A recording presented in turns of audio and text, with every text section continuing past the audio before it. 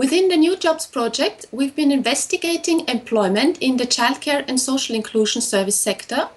This means looking at professional care and care work in the schools and primary schools and in childcare and pre-primary schools. And on the other hand, it's social work provided in people that are in residential facilities and non-residential care, including daycare for the elderly, disabled and unemployed. We've been looking at three main research questions, which are: what are the main patterns and changes observed in the strongly gendered sector? How do the sectors differ? And what are the predicted number of employment perspectives? And do all countries follow the same development patterns? And for that, we used labor force survey data and also the structure of earnings survey, and of course Eurostat online database.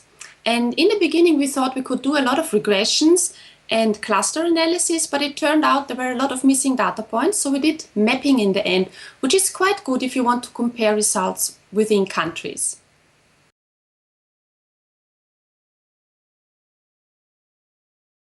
The share of people employed in the childcare and social inclusion service sector has been growing over the last decade.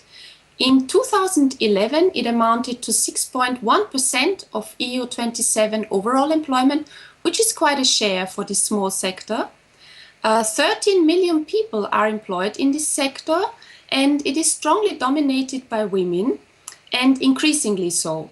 We see that part-time is very high and has been growing over the years, and it is especially high in countries where labor market flexibility allows this kind of employment. We also see that women and older workers have been more strongly contributing to the labor force in this sector, and we see that the skill level has been increasing, offering now very high skills in the childcare and early inclusion sector, and offering a mix of skills in the social work.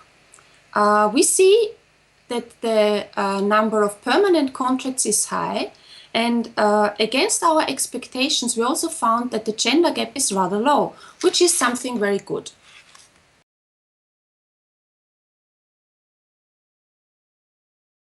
The policy-relevant outcome of our study is that the sector is strongly growing and strongly feminized.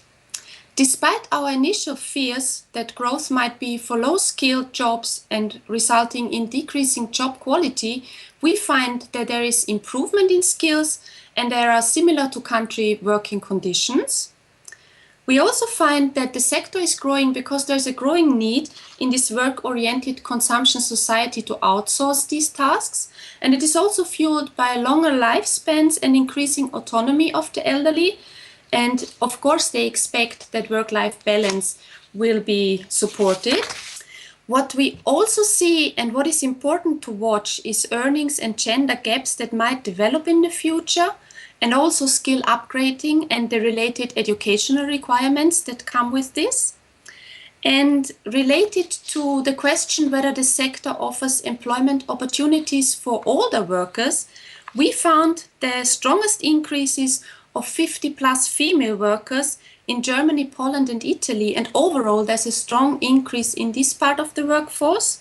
We think that skill increases, part-time and stronger feminization as found in this sector are actually a plus to integrate the labor force. In addition, the analysis has shown that despite overall EU trends and sectoral growth, skill improvements and higher than country average part-time, we observe different 2011 structures and development patterns, and therefore it might be interesting to observe if in the future country deviations prove to be only temporary outcomes that are adjustments to the economic crisis and of the welfare policies and budgets, or if there might be long-term trends that might diverge country developments in this rather important sector.